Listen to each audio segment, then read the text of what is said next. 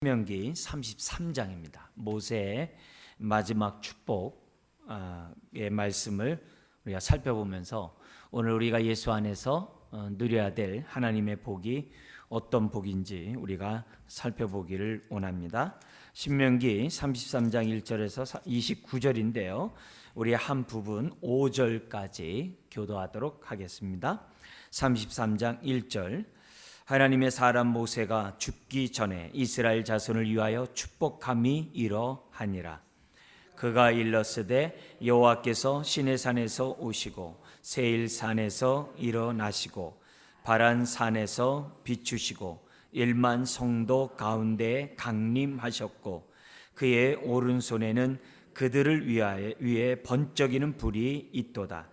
여호와께서 백성을 사랑하시나니 모든 성도가 그의 수중에 있으며 주의 발 아래에 앉아서 주의 말씀을 받는도다. 모세가 우리에게 율법을 명령하였으니 곧 야곱의 총회의 기업이로다. 같이요. 여수론에 왕이 있었으니 곧 백성의 수령이 모이고 이스라엘 모든 지파가 함께한 때로다. 아멘. 모세의 마지막 축복의 기도입니다. 그래서 또 이런 축복의 기도를 통해서 모세가 그동안 신명기를 통해서 이스라엘 백성에 전해주고 저와 여러분들에게 전해주었던 그 하나님의 그 말씀을 또다시 지금 요약을 하면서 가장 좋은 것들을 모아 지금 축복하고 있습니다. 그래서 여기에 우리가 12지파에 대한 그 축복의 내용을 보면서 하나님은 이런 복의 근원이신 하나님이라는 것을 우리들이 생각하고 나의 삶 속에서 어떤 복이 나에게 필요하고 또 내가 지금 누리고 있는가 우리가 생각했으면 좋겠어요. 그리고 더 나아가서는 우리들의 복 중의 복은 위로부터 오는 신령한 복이겠죠. 에베소 1장 3절에 있는 것처럼 그래서 예수 안에서 얻은 위로부터 오는 신령한 복을 우리들이 다시 한번 생각하고 그 복으로 말미암아 저나 여러분들이 어떤 여기 33장에 나와 있는 이런 물질적인 축복을 이게 뛰어넘는 저와 여러분들이 된다고 한다면 성경을 제대로 이해한 사람이라고 말씀드릴 수 있어요. 우리가 이런 물질적인 복을 통해서 영적인 복을 우리가 살펴봤으면 좋겠어요. 그리고 이런 물질적인 복을 통해서 우리들이 정말 어떤 복이 나에게 또 필요한지를 또 누리고 필요했는지를 한번 살펴보면 지난 날의 삶 속에 하나님이 나에게 이렇게 역사하셨구나 이런 것들도 또 점검해 볼 수 있는 매우 귀중한 시간이라고 생각됩니다. 신명기에는 하나님의 축복의 말씀이 많이 있어요. 근데 그 축복의 말씀을 누리려면 조건이 있었죠. 하나님을 경외해야 돼요. 그리고 경외하는 사람은 어떻게 행동하죠? 하나님의 입에서 나오는 말씀에 순종해야 돼요. 그러면 하나님의 언약의 축복을 빠짐없이 누리는 하나님의 자녀가 돼요. 그런데 우리들이 하나님을 경외하지 아니하고 마음이 강팍함으로 하나님 말씀에 청종하지 않고 순종하지 않으면 언약의 복은 나와 아무 상관이 없어요. 그런데 하나님은 언약의 복에 상관없이 불순종하는 자들 내버려 두지 아니하시고 채찍 때리시죠. 왜냐하면 히브리서 12장에 있는 것처럼 사생아가 아니기 때문에 저와 여러분들을 다시금 하나님의 언약의 복에 서도록 하기 위해서 채찍 때리죠. 양이 주인을 따라오다 딴 길 가면 어떻게 해야 돼요? 이리에게 먹히잖아요. 그러니까 탁 치죠. 딴 데 가지 말고 목자를 따라가라 하면서 뒤처지도 말라 하면서 탁 치잖아요. 그런 것처럼 하나님이 이제 징계를 하시죠. 근데 징계의 목적은 일종의 훈련이죠. 저와 여러분들을 하나님을 경외하도록 하고자 하는 하나님의 손길이죠. 이제 그런 가운데 신명기는 그동안에 굉장히 많은 말씀을 했어요. 근데 핵심은 뭐냐면 하나님이 우리를 구원한 것은 언약의 백성, 언약의 자녀를 삼고자 함이라는 것이 핵심이에요. 그리고 이 언약의 말씀은 과거 조상과 맺은 것이 아니라 신명기 5장에서 반복적으로 얘기하는 것이 아니라 오늘 말씀을 듣는 저와 여러분들을 향해서 하나님의 언약을 맺었다는 것이 신명기의 아주 중요한 핵심이에요. 그렇기 때문에 이 말씀을 과거의 말씀을 받으면 아무 은혜가 안 돼요. 오늘 지금 내가 정말 오늘의 말씀으로 저와 여러분들이 받을 때 이 말씀이 영이요 생명의 말씀이 되는 줄 믿습니다. 자, 그런 가운데 모세가 정말 백성들에게 그렇게 누리길 원했던 그 축복의 내용이 어떻게 이루어졌는지 잠깐 보면요, 5절까지는 언약 백성은 맺은 그 복된 민족에게 하나님이 나타나셨다는 것을 역사적으로 회고를 해요. 하나님이 이스라엘 백성을 정말 선택하시고 그들을 출애굽해서 하나님이 시내산에서 언약을 백성을 맺음으로 하나님이 이 백성을 정말 만국 중에서 복된 민족으로 삼으셨다. 이런 내용이 5절까지 이제 전제가 돼요. 그리고 나서 6절부터 25절은 12지파에게 아주 그들에게 맞는 복을 줘요. 그리고 26절에서부터 29절 끝에서는 마지막 결론으로서 미래에 관한 하나님의 말씀을 이제 축복을 합니다. 그래서 축복의 내용은 다른 것이 아니라 이스라엘 백성은 하나님의 은혜를 입은 행복한 복된 민족이라는 것을 설명함으로써 하나님의 말씀에서 떠나지 않기를 지금 당부하는 그런 내용이 후반부에 있습니다. 자, 크게 세 부분으로 나눠지는데요. 우리 먼저 1절에서 5절 나와 있는 내용을 한번 보도록 하겠습니다. 모세는 역사적인 회고를 먼저 하면서 왜냐면 이 선민을 선택했잖아요. 그러니까 그 역사적인 것을 회고하면서 뭐라고 말하는지 한번 보겠습니다. 1절 같이 한번 읽어볼까요? 하나님의 사람 모세가 죽기 전에 이스라엘 자손을 위하여 축복함이 이러하니라. 네. 여기서 지금 모세가 축복한 것을 제3자가 이제 기록했다는 것을 알 수 있어요. 그죠? 이제 모세가 직접 쓸 수 있는 적은 아니겠죠. 근데 옆에서 이제 그 얘기를 잘 듣고 받아 적는 사람이 있겠죠. 근데 그런 사람이 이제 제3자 입장에서 이제 씁니다. 뭐라고 얘기하면 하나님의 사람 모세가 죽기 전에 이스라엘 자손을 위하여 축복함이 이러하니라. 여기서 모세에 대해서 뭐라고 얘기하냐면 그는 하나님의 사람이래요. 여기서 하나님의 사람이라는 데서 중요한 것은 뭐냐면 하나님의 마음을 알고 하나님의 뜻을 정말 가감하지 아니하고 하나님 백성에 전달했던 사람이라는 것을 우리들에게 가르쳐줘요.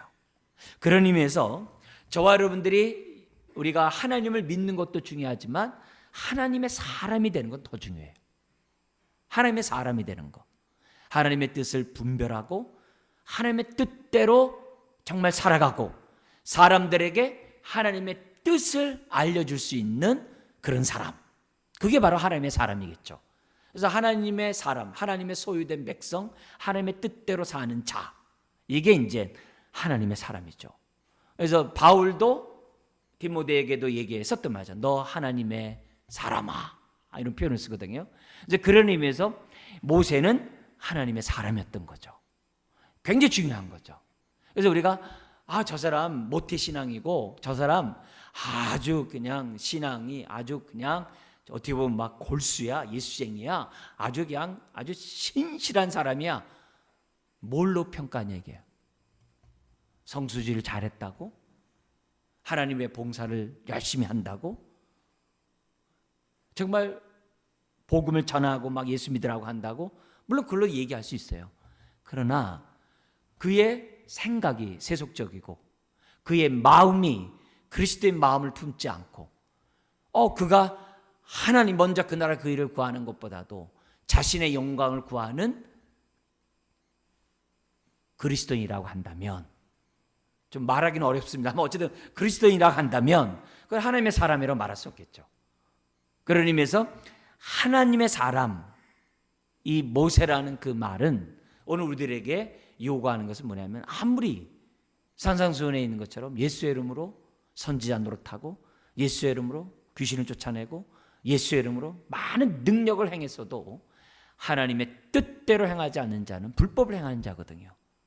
그런 의미에서 모세는 불법을 행하는 자가 아니라 하나님의 뜻대로 살았고 뜻을 전달하고자 애썼던 사람이 모세라 이거죠. 그렇기 때문에 그가 한 축복은 누구의 축복이에요? 하나님의 축복인 거죠. 그가 한 말은 그의 말이 아니라 하나님의 말이 되는 거죠. 그래서 모세가 한 이 축복은 단순한 모세의 바람이 아니라 하나님이 그 지파에게 바라는 복인 거죠. 왜요? 하나님의 마음에 합한 자고 하나님의 뜻대로 사는 자였기 때문에. 우리는 이것을 신약에서 누구에게서 봅니까? 특별히 요한복음 같은 데 보면 예수님이 나는 내가 스스로 한 말이 없다 이게. 아버지께로 들은 그 말씀만을 나는 전하노라 그러거든요.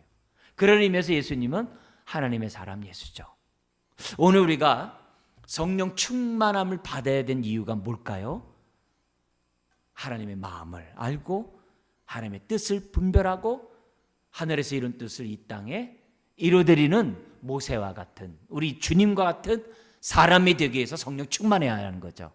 하나님의 선하시고 기뻐하시고 온전한 뜻을 분별하기 위해서 성령 충만해야 되는 것이지 일신상의 영광과 유익을 얻기 위하여 성령 충만한 게 아니죠.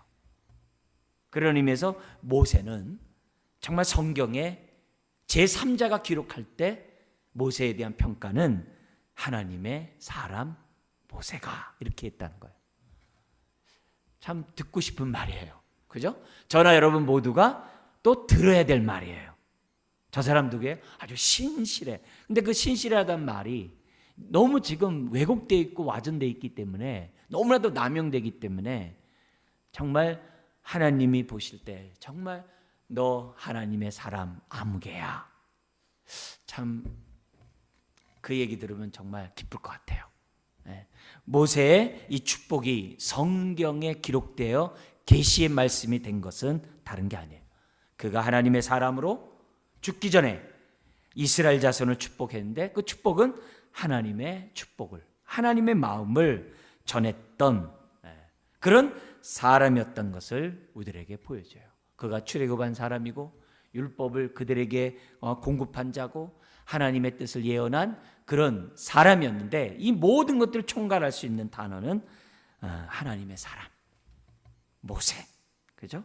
그러면서 그가 뭐라고 얘기하느냐? 5절까지 나와 있는 이 순서가 참 중요해요.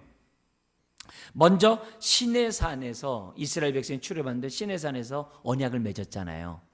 그죠? 그 출애굽기 19장에 나오잖아요. 시내산에서 언약을 맺었어요. 그들이 가나안 땅에 들어가는 것보다 더 중요한 거는 왜 어떤 자격으로 가나안 땅에 들어가느냐가 더 중요하죠. 뭐예요? 너희가 언약 백성이 되는 것이 가나안 땅에 들어가는 것보다 더 우선적이에요. 관계가 먼저라 이게요. 관계. 가나안 땅의 복이 먼저가 아니라 하나님과의 백성과의 관계가 먼저예요. 그래서 언약을 맺은 거거든요. 그게 중요한 거예요. 나 천국 간다? 천국 가는 것보다 중요한 게 뭐예요? 내가 하나님의 자녀가 되는 것이 중요한 거예요. 그죠? 하나님이 나의 아버지가 되는 것이 중요한 거예요. 신앙생활 열심히 하는 것보다 중요한 게 뭐예요? 하나님과 교제가 중요한 거예요. 교제가 중요한 거예요. 주일날 예배드리고 이렇게 수요일날 나와서 예배드리고 하나님과 교제 안 한다? 무슨 의미가 있어요? 아무 의미가 없거든요. 그런 의미에서 지금 2절에 시내산 언약을 얘기하는 거예요. 그래서 여호와께서 어디에 오시고요? 시내산에서 오시고, 그죠? 세일산에서 일어나시고 바란산에서 비추시고 1만 성도 가운데 뭐 하셨다고 그래요?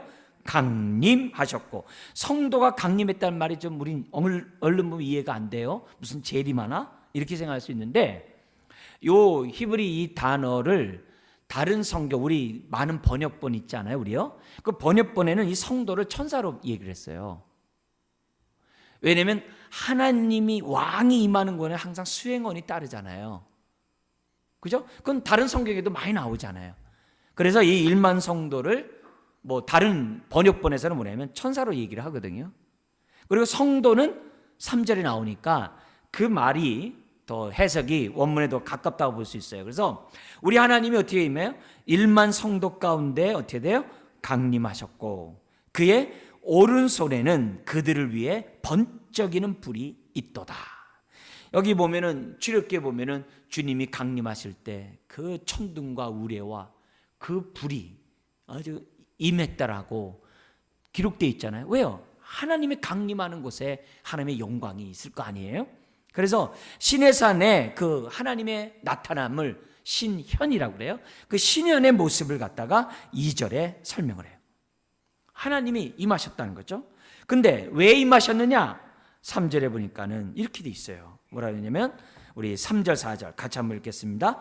여호와께서 백성을 사랑하시나니 모든 성도가 그의 수중에 있으며 주의 발 아래에 앉아서 주의 말씀을 받는도다. 모세가 우리에게 율법을 명령하였으니 곧 야곱의 총회의 기업이로다. 왜 강림하셨어요? 무엇보다도 하나님의 백성을 뭐 했기 때문에요? 사랑하시기 때문에. 그리고 사랑하시는 그 증거로서 뭘 얘기해요? 그들에게 말씀을 주셨다는 거예요. 누구를 통해? 모세를 통해. 모세를 통해 율법. 우리 또 율법 그런 부정적인 개념이 많아가지고 요즘엔 토라라는 말로 자꾸 이제 바꿔서 얘기를 합니다. 왜냐하면 율법이 주는 거룩한 긍정적인 면도 많잖아요. 근데 우리는 율법에 대한 부정적인 것만 이렇게 편협적으로 갖고 있기 때문에 율법 그러면 그렇게 생각을 해요. 근데 그래서 우리에게 토라의 말씀을 전해줬다 이거죠. 그래서 왜 강림하셨냐? 우리를 사랑하시고 그 사랑의 증거로서 침묵하지 아니하시고 말씀하셨다는 것을 우리들에게 얘기를 해요. 그러니까 결국 우리 하나님은 어떤 하나님이에요? 말씀의 하나님이에요. 놀랍죠? 그래서 말씀이 곧 요한복음 1장에 뭐라고 그래요? 하나님이시다 그렇게 얘기해요. 그리고 요한복음 1장 14절에 그 말씀이 육신이 되어 우리 가운데 뭐 하심에? 거하심에. 그게 2절이잖아요. 거하심에. 거하신다는 얘기는 장막을 치고 함께하다 이 뜻이에요. 함께하다 이게. 우리를 성전 삼으신다. 거처로 삼으신다는 게 장막 친다는 거예요. 그러면 장막을 쳐서 어떤 일을 하세요? 은혜와 진리가 충만하더라. 우리에게 어떻게 돼요? 말씀하신다는 거죠. 그래서 우리는 하나님을 만나려면 뭘 통해서 만나야 돼요? 말씀을 통해 만나야 돼요. 말씀을 통해서 하나님 만나야 돼요. 왜요? 우리 하나님은 계시하시는 하나님이시기 때문에. 그리고 계시하신 그 말씀은 어디에 기록했어요? 성경에 기록해 놓으셨어요. 그래서 저와 여러분들은 성경 말씀을 읽으면서 뭘 보는 거예요? 계시하시는 하나님을 만나는 거예요. 그래서 시편 119편에 보면 뭐라 그래요? 주여 내가 주의 말씀을 읽을 때마다 내 눈이 밝아서 주의 기한 법을 보게 하여 주옵소서. 이게 우리가 말씀을 대하는 저와 여러분들의 태도라는 거죠. 태도라는 거죠. 그래서 하나님이 우리를 사랑하신 증거는 말씀하셨다는 거예요. 신약에서는 그 말씀이 육신이 되어 우리 가운데 나타나셨다는 거예요. 이게 다 뭐예요? 저와 여러분들을 사랑하시기 때문에. 그렇다면 오늘 저와 여러분들 하나님의 백성으로서 우리가 살아가는 데 있어서 우리의 삶의 기초는 뭐가 돼요? 하나님이 나를 사랑하신다는 것과 플러스 뭐예요? 그분이 나에게 말씀하신 그 말씀 아래 우리의 신앙이 어떻게 돼요? 우리의 삶이 뿌리를 내려야 하는 거예요. 그게 골로새 2장 6절 7절이에요. 말씀의 터 위에 뿌리를 내리고 세움을 입어야 하는 거예요. 다른 거 없어요. 다른 거 없습니다. 그래서 우리가 말씀을 벗어나는 순간 내 욕심이 작동하는 거예요. 말씀이 벗어나는 순간에 우리의 눈이 장림이 되는 거예요. 말씀을 벗어나는 순간에 정과 욕심이 살아나는 거예요. 다른 거 없어요. 그러니까 저와 여러분들이 항상 하나님의 말씀에 비추어서 하나님의 기쁘시고 온전한 뜻을 생각하는 것이 중요해요. 여러분, 시내산에서 임재하셨던 나타나셨던 하나님은 2000년 전에 말씀 육시되어 우리 가운데 오셨고, 그리고 그분은 하나님 보좌 우편에 앉아 계셔서 지금도 뭘 보내신 거예요?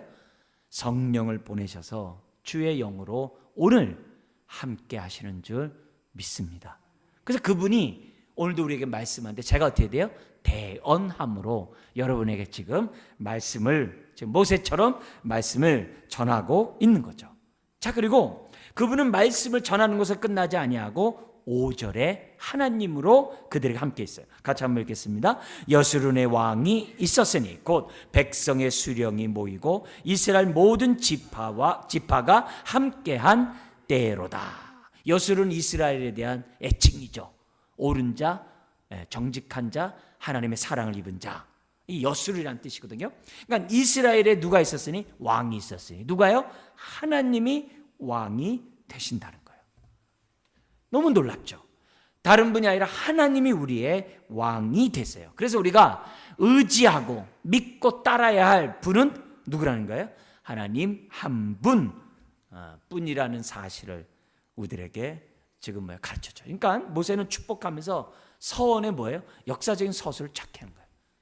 이스라엘 백성들아, 우리 하나님이 침묵하고 가만히 계시는 것이 아니라 그분이 출애굽한 우리들에게 친히 찾아오셔서 시내산에서 언약을 맺지 않았느냐? 그분이 우리를 사랑하셔서 우리에게 말씀하셨고 친히 우리의 삶의 왕으로서 우리의 인생을 인도하신다는 것을 너희들은 역사적으로 보지 않았느냐? 기억하라. 그게 1절 5절이에요. 그래서 오늘 저와 여러분들의 신앙생활을 하면서 항상 우리는 이것이 오늘 하루를 살아가는 데 있어서 앞으로의 우리의 삶을 살아가는 데 있어서 기초가 돼야 돼요. 뭐냐면 하나님 예수 그리스도를 통하여 우리에게 찾아오셨고 사랑하신 그 하나님 우리에게 말씀하셔서 우리로 하여금 예수를 믿을 수 있도록 은혜를 주시고 믿음으로 우리가 하나님의 자녀가 된 하나님의 새 언약 백성이 되게 하시고 그분이 우리 마음에 좌정하셔서 우리의 왕으로서 우리를 통치하시고 우리의 인도하심을 저와 여러분들은 뭐예요? 기억하라 이게요. 기억하라. 같은 얘기예요. 그죠? 그러면서 그 하나님은 어떤 분이시냐? 6절에서부터 나오는 두 번째 단락이 25절 나오는데 복 주기를 원하시는 하나님이라는 거예요. 복 주기를 원하시는 하나님. 그렇기 때문에 오늘 저와 여러분들이 이 복을 누리려면 어떻게 해야 되는 거예요? 언약의 말씀을 떠나면 안 돼요. 하나님의 말씀과 교제하는 주님과의 관계를 깨트리면 안 돼요. 깨트리면 구원이 취소되는 게 아니라 언약의 복을 누리지는 못해요. 그런 의미에서 하나님과 매 순간 우리가 관계를 중시 여기는 저와 여러분들이 돼야 한다는 것 잊어서는 안 돼요. 여러분 우리 하나님은 시내산의 그 영광 가운데 위엄 가운데 나타나셔서 말씀하신 분이에요. 이 말씀을 갖다가 흘려들어서는 안 돼요. 근데 안타깝게도 시편 50편에 얘기한 것처럼 또 32장이 뭐야? 신명기 32장. 하나님이 모세에게 노래를 져가지고 알려줬어요. 근데 노래의 내용이 뭡니까? 이 백성이 목이 곧은 백성이라 내가 준 이 언약의 말씀을 뒤엎어버리고 지 멋대로 지 뜻대로 살겠다고 하는 것을 노래로 지어서 부르게 했거든요. 왜요? 그 이스라엘 백성이 목이 곧은 백성이라는 것을 하나님이 누구보다 알았기 때문에 그래서 그러지 말라고 그리고 33장에 복을 받으라고 한 거거든요. 그렇기 때문에 저와 여러분들이 이 하나님의 말씀을 우리가 뭐예요? 하나님의 그 영광과 위엄 가운데 주어진 말씀을 두렵고 떨림으로 받아야 돼요. 말씀을 소홀히 여기는 건 하나님을 소홀히 여기는 거거든요. 말씀을 떠나는 건 하나님을 떠나는 거거든요. 말씀에 순종하는 것은 주님 뜻에 순종하는 거거든요. 그렇기 때문에 지금 오늘 이 말씀을 흘려듣지 말아요. 근데 시편 50편은 뭐예요? 말씀을 그냥 뒤로 제쳐버린 거예요. 그리고 32장에 나오는 이스라엘 백성처럼 우상을 숭배하면서 사람들이 어떻게 돼요? 살아갔다는 거예요. 우상이 뭐죠? 하나님보다 더 중하게 생각하는 게 우상이죠. 우리 개인적으로 어떻게 분별을 해요? 어떤 상황에 있어서 내가 그것이 없으면 나는 인생 끝났다. 나는 이젠 절망이다. 살 의미가 없다. 라고 생각하는 그것이 우상이에요. 왜요? 그것이 없어도 주님이 나의 왕이잖아요. 살 의미가 없다고 하는 그것이 내 우상이기 때문에 의미가 없는 거지. 그것이 없어도 하나님이 나의 왕이 되면 저와 여러분들이 돼요? 실망은 잠깐이죠. 잠깐이죠. 여러분, 하나님보다 더 갈망하는 게 뭡니까? 그게 우상이에요. 그게 자식이 될 수도 있는 거고, 돈이 될 수도 있는 거고, 남들에게 인정받는데 목마른 거라고도 할 수 있고, 여러 가지로 얘기할 수 있어요. 우리는 오늘 이 말씀, 나를 사랑하셔서 나에게 말씀하신 이것이 우리에게 뭐예요? 가장 듣기 원하는 말씀이어야 하고 우리가 붙잡아야 될 하나님의 사랑인 줄 믿습니다. 예? 여러분, 하나님이 날 사랑해요. 예? 바로 그분 없으면 나는 살 의미가 없다. 이게 정상이라는 거죠. 근데 안타깝게도 32장에 이스라엘 백성처럼 목이 곧고 마음이 굳음으로 인해서 하나님은 그냥 당연한 거고, 내가 의지하는 이것 때문에 내 인생 끝났다. 자꾸 그러는 거예요. 불행하다, 슬프다 이래요. 나는 왜 이런가? 여러분, 우상을 붙잡고 있기에 그것이 나에게 복을 주는 게 아니에요. 그러면서 하나님은 그 시내산 가운데 나타나셨던 그 하나님이 주신 그 말씀을 영이요 생명으로 아주 준엄하게 받을 것을 우리들에게 요청을 해요. 그러면 여기 나오는 6절 25절의 복을 저와 여러분들이 누린다는 거죠. 자, 여기 복을 우리가 보기 전에 우리 한번 잠깐 보면 르우벤으로 시작해서 아셀로 끝납니다. 근데 이 복이 야곱의 축복과 연관성이 있어요. 창세기 49장에 나오는 야곱이 12지파를 12아들을 축복하잖아요. 그 축복의 내용과 연결되어 있다는 것을 우선 염두에 두고, 근데 이 야곱의 축복만이 아니라 성경에 보면은 노아의 축복도 있고 아브라함의 축복도 있잖아요. 그리고 여러분이 잘 아는 아론의 축복도 있잖아요. 그죠? 신명기 6장에 하나님이 우리에게 얼굴을 비추기 원한다, 은혜를 베풀기 원한다고 축복 있잖아요. 그런 내용과 이렇게 다 연관되어 있는 그런 복이에요.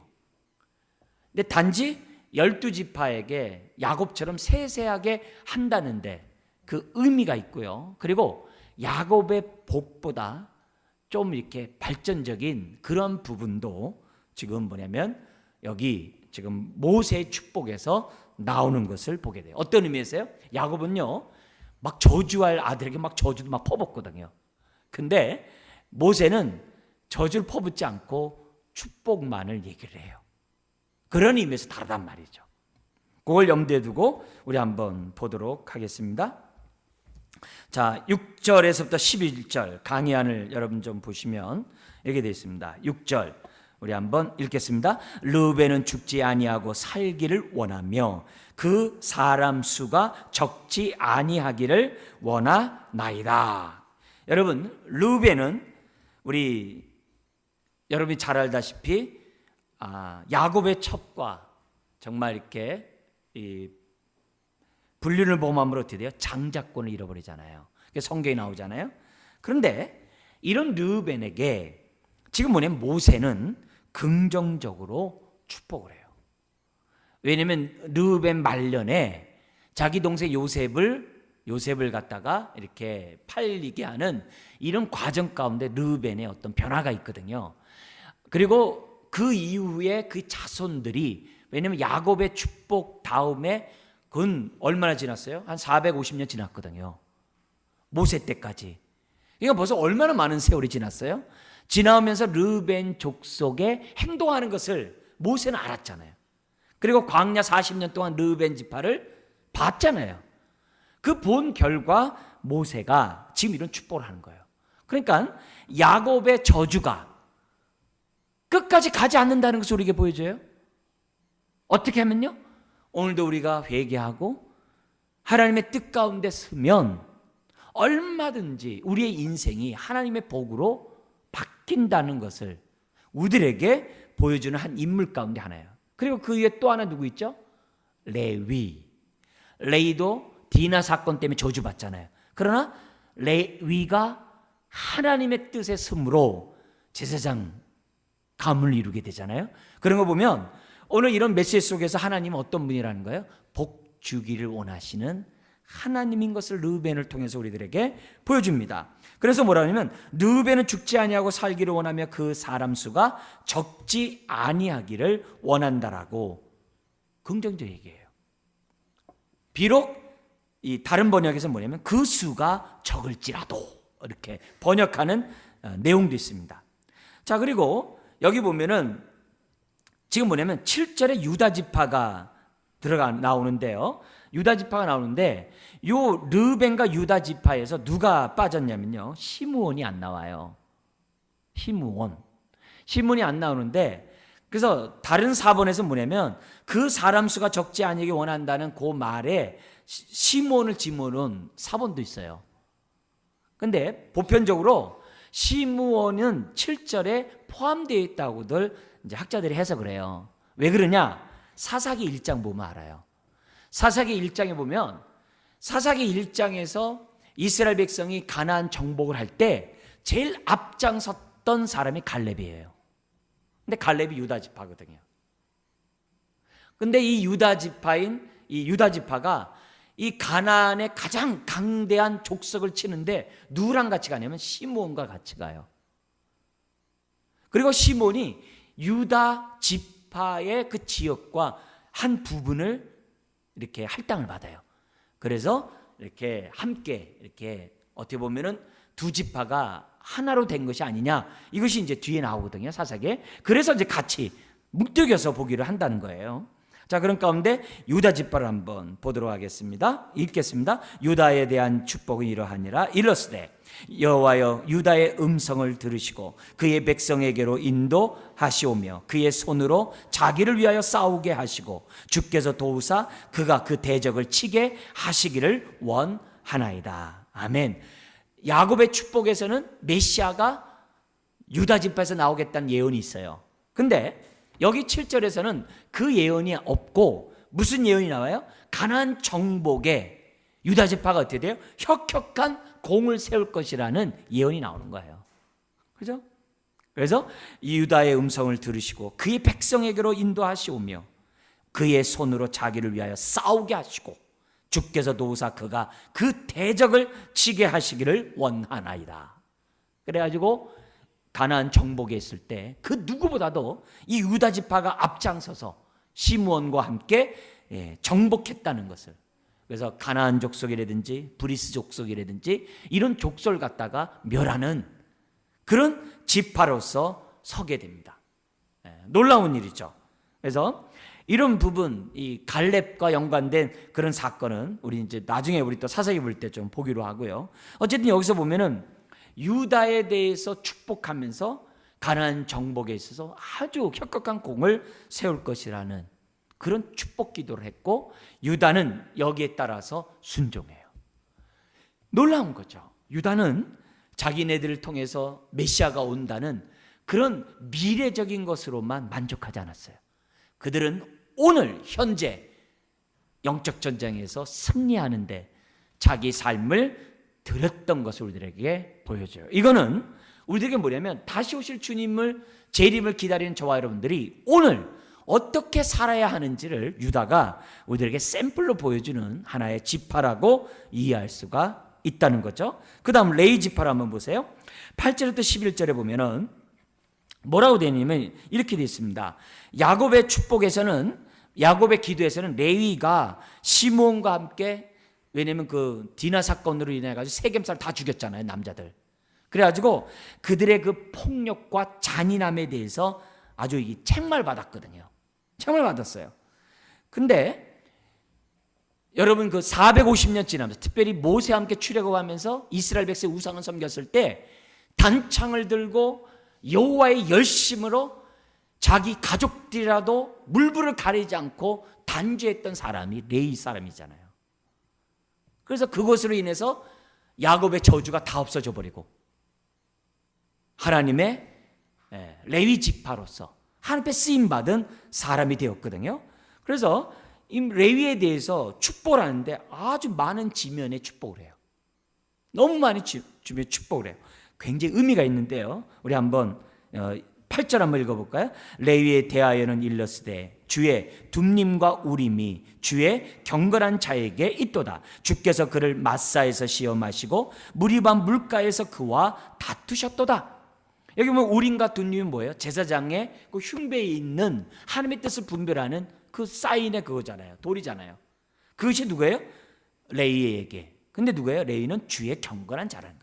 더구나 이스라엘 백성을 출애굽하면서 왜 선민으로 세웠다고 그래요?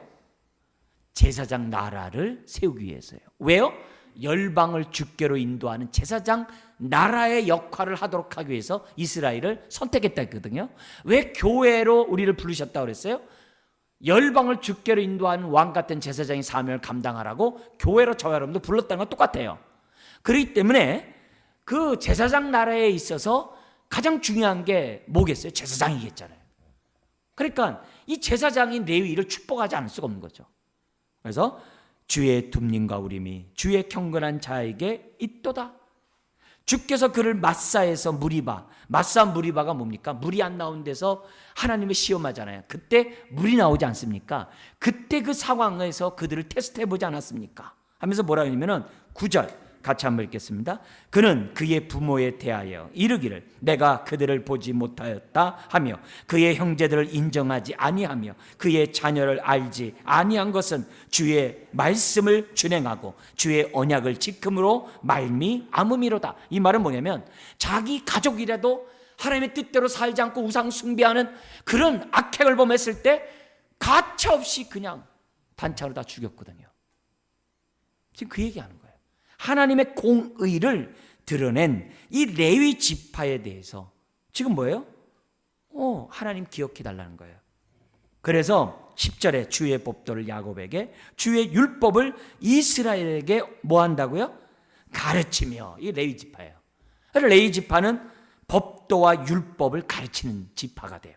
그리고 주 앞에 분향하고 온전한 번제를 주의 제단 위에 드리는 제사장이 된다는 거예요. 놀라운 거죠. 그래서 이들은 토라를 가르치고 예배하는 그런 자가 되었다는 거죠. 그런 자에 대한 축복을 얘기하고 있어요. 그러니까 모세는 미래의 번영, 현실의 잘살음 그런 것보다도 하나님의 말씀에 청종하고 하나님 앞에 예배하는 그런 삶이 중요하다는 것을 레위 지파를 통해서 우리들에게 가르쳐주고 있어요. 그래서 11절 한 번 더 읽어볼까요? 여호와여 그의 재산을 풍족하게 하시고 그의 손에 일을 받으소서. 그를 대적하여 일어나는 자와 미워하는 자의 허리를 꺾으사 다시 일어나지 못하게 하옵소서. 하면서 이건 뭐예요? 결국 그러하금 어떻게 돼요? 재산이 풍족하고 또 대적을 이길 수 있는 능력을 그들에게 어떻게 돼요? 다 주어가지고 결국 어떻게 돼요? 하나님의 말씀이 영원하고 예배가 영원토록 이루어질 수 있도록 레위를 복달라고 하고 있어요. 그래서 하나님이 나중에 어떻게 돼요? 내가 레위 지파의 분깃이라 이렇게 하시거든요. 재산 중에 재산은 하나님이 재산이 되는 거죠. 그런 복을 하나님이 주십니다. 자, 그 다음에 베냐민과 요셉의 축복을 한번 보죠. 이걸 라헬의 자녀들인 거 아시죠? 그죠? 두 번째 부인, 야곱의 두 번째 부인 라헬의 자녀가 베냐민과 요셉이죠. 자, 여기 보면 베냐민은 뭐라고 그러냐면 여호와의 사랑을 입은 자는 그 곁에 안전히 살리로다. 여호와께서 그를 날이 마치도록 보호하시고 그를 자기 어깨 사이에 있게 하시려다. 그러니까 결국 여기서 보면 베냐민의 축복은 안전, 보호의 축복을 받게 돼요. 그리고 요셉의 복이 나오는데요. 이 요셉의 복이 재밌어요. 13절부터 16절 거의 17절까지 뭐냐면 농사의 복을 받아요. 그래서 그런지 아마 이것이 뭐냐면은 애굽에서 이미 뭐냐면 모세가 농사의 복을 받았잖아요. 그런 것들을 반영한 것이 아닌가 이런 생각을 갖는데요. 농사의 복만 받는 게 아니라 17절에 보면은 이런 복도 받습니다. 같이 한번 읽어볼까요? 그는 첫 숫송아지 같이 위엄이 있으니 그 뿔이 들소의 뿔 같도다. 이것으로 민족들을 받아 땅 끝까지 이르리니 곧 에브라임의 자손은 만만이요 므낫세의 자손은 천천이리로다. 그래서 출애굽했을 때 이 요셉의 두 자손이요 제일 셌어요. 제일 셌어요. 그리고 이스라엘의 주도권을 갖고 있었던 지파가 요셉의 지파였어요. 에브라임과 므낫세 지파. 아주 이 두 지파가 굉장히 강성해가지고 가나안 정복에 있어서 아주 혁혁한 그러한 전승을 일으켰던 지파가 바로 이 요셉의 지파예요. 그런데 그 복이 모세가 줬던 그 복대로 그대로 이루어져요. 자, 좀 더 우리 볼까요? 18절부터 19절에 보면은 여기 보면 첫째 부인 야곱과 레아 첫째 부인의 그 시종이 있어요. 그 시종의 자녀가 스불론과 이사갈이에요. 근데 어떤 복을 주냐면 18절에 보면 스불론이여 너는 밖으로 나감을 기뻐하라. 이 해양 무역이에요. 그리고 너는 이사가라. 너는 장막 안에 있음을 즐거워하라. 이거는 뭐냐면 집에서 재산을 쌓는, 집에 있으면서 장막에 있으면서 재산을 쌓는 그런 복을 받게 된다. 그러면서 뭐라냐면은 19절 한번 읽어볼까요? 그들이 백성들을 불러 산에 이르게 하고 거기에서 의로운 제사를 드릴 것이며 바다의 풍부한 것과 모래에 감추어진 보배를 흡수하려다. 특별히 물질의 축복을 받아가지고 사람들을 다 이끌어서 하나님께 영광을 돌리는 지파가 되게 했다는 거예요. 요거 현대인들이 제일 좋아해요. 요건요. 하나님 우리 집안 복 주고 우리 자손들 복 많이 받아가지고 그래서 알고 봤더니 하나님이 함께 해주셔서 이런 복을 받았구나. 너희들도 하나님 믿자 해가지고 다 데리고 나와서 하나님께 예배드린다. 이건 많은 오늘날의 모든 그리스도인들이 아주 좋아하는 복의 전형적인 모습이에요.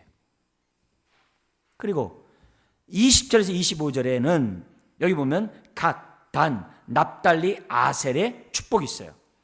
여기 보면 20절과 21절에 갓지파가 나옵니다. 그죠? 여기 보면 갓지파가 20절과 21절에 나오는데요. 우리 한번 같이 한번 읽겠습니다. 갓에 대하여는 일렀으되 갓을 광대하게 하시는 이에게 찬송을 부를지어다. 갓이 암사자같이 엎드리고 팔과 정수를 찢는도다. 그가 자기를 위하여 먼저 기업을 택하였으니 곧 입법자의 분깃으로 준비된 것이로다. 그가 백성의 수령들과 함께 와서 여호와의 공의와 이스라엘과 세우신 법도를 행하도다. 그러니까 여기 보면 왜 그들이 그렇게 용맹성을 가지고 전쟁을 했느냐? 거기 나오는 게 뭐냐면 여호와의 공의를 실현하고 여호와께서 세우신 법도를 어떻게 돼요? 율법에 복종하기 위해서 그 용맹성을 가졌다라고 얘기하고요. 나중에 이 갓지파는 다른 지파가 도와서 가나안 정복에 왜 요단강 동쪽을 받은 지파였잖아요. 그래서 목숨을 담보하면서 형제를 위해 싸웠던 이 지파였던 것을 보게 돼요. 왜요? 이가 용매에서 싸워가지고 가나안 정복을 해야 뭐가 살아나요? 아까 얘기했던 공의와 율법이 살아있는 거죠. 그 얘기예요. 그리고 단지파 여기 나옵니다. 단지파에 대해서 보면은 이렇게 해요. 단은 바산에서 뛰어나오는 사자의 새끼로다. 그러니까 그만큼 용맹하다는 것을 보여주고 있어요. 그리고 단지파는 나중에 어떻게 돼요? 저 헐몬 쪽으로 올라가가지고 땅을 정복해요. 납달리.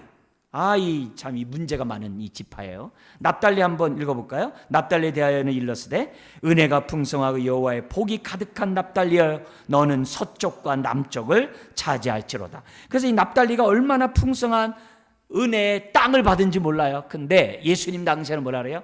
이 납달리여요. 너에게 정말 이처럼 은혜를 베풀었다면은 저 소돔과 고모라 성도 하나님께로 돌아왔을 것이다. 하면서 책망을 들었던 이 지파가 납달리 지역이거든요. 그러니까 너무 풍요하다 보니까 나중에는 하나님을 잊어버려요. 안타까운 지파가 됐던 지파입니다. 그리고 아셀 지파 이렇게 됐어요. 아셀은 아들들 중에 더 복을 받으며 그의 형제에게 기쁨이 되며 그의 발이 기름에 잠길지로다. 여기서 보면은 이 기름에 잠긴다는 것은 올리브이고 이들이 점령했던 지역이 올리브가 그렇게 많이 생산되는 지역이었어요. 그걸 이제 보여주고 있어요. 그러면서 내 문빗장은 철과 노시 될 것이며 이게 뭐예요? 안전이죠. 내가 사는 날을 따라서 능력이 있으리로다. 이게 뭐예요? 태평성대. 그게 아셀의 지파에 대한 얘기예요. 그러니까 결국 25절까지 우리가 6절에서 봤는데요. 여러분, 이걸 통해서 우리가 뭘 봐야 돼요? 복만 보지 말고 이 복을 주신 분이 누구라는 거예요? 하나님이라는 걸 봐야 돼요. 그래서 우리가 하나님의 언약의 자녀답게 공의를 행하고 율법에 순종하면 하나님은 어떻게 돼요? 우리 각자에게 맞는 복을 주는 거예요. 어떤 사람이 안전, 어떤 사람이 용맹함, 어떤 사람은 율법을 드러냄, 어떤 사람은 정말 의의 삶을 삶, 어떤 사람은 많은 사람들 주께로 인도해서 함께 예배함, 다양한 복을 각자에게 맞는 그 복을 주신다는 것이 오늘 이 메시지가 우리가 주고 있어요. 여러분, 우리 하나님은 복 주기를 원하시는 하나님이세요. 주객이 전도되면 안 되겠죠. 그러나 분명한 사실은 복 주기를 원하세요. 복 주기를 원하세요. 이걸 잊으시면 안 돼요. 그래서 우리가 너무 영적인 것만 하면 안 된다 그랬어요. 하나님은 영육간의 복을 주기 원해요. 그리고 특별한 사람에게는 영적인 복만 주실 때 있어요. 왜요? 찢어지게 가난한 가운데서도 하나님을 경외하는 것을 샘플로 보여줌으로 많은 사람에게 도전을 일으키기 위해서 특별한 사람에게 줄 수 있어요. 근데 너무 모든 사람이 나는 특별하다 생각하면 안 돼요. 우리는 항상 특별한 사람이 좋지만 기본적으로 어떻게 돼요? 일반적인 보편적인 은혜를 배제하면 안 돼요. 그렇다고 또 어떻게 돼요? 너무 또 육적인 복만 따라도 안 되는 거겠죠. 영육간의 복이 하나님의 뜻 가운데 조화로웠으면 좋겠어요. 자, 그러면서 마지막 26절에서부터 29절에 이스라엘 향한 모세의 마지막 축복이 나와요. 뭐냐면 26절 이렇게 얘기해요. 여수론이요, 이스라엘 말하죠. 하나님 같은 이가 없도다. 그가 너를 도우시려고 하늘을 타고 궁창에서 위엄으로 나타내시는도다. 시내산뿐만 아니라 계속 하나님은 이스라엘을 돕기 위해서 나타나시는 거죠. 그죠? 똑같죠? 그 다음에 27절 영원하신 하나님이 내 뭐가 돼요? 처소가 되시니. 이 처소가 다른 데는요 피난처가 되시니라도 번역이 되어 있어요. 그러니까 영원한 하나님이 내 피난처가 되시니 또 너와 함께 하시니 그의 영원한 팔이 내 아래에 있도다. 그가 내 앞에서 대적을 쫓으시며 멸하라 하시는도다. 할렐루야. 내 앞에서 대적을 쫓으네. 앞서 행하시는 하나님의 복이 있는 거예요. 그러니까 우리가 순종하면 하나님이 우리의 전사가 되시는 거예요. 항상 하나님이 우리 앞서 가세요.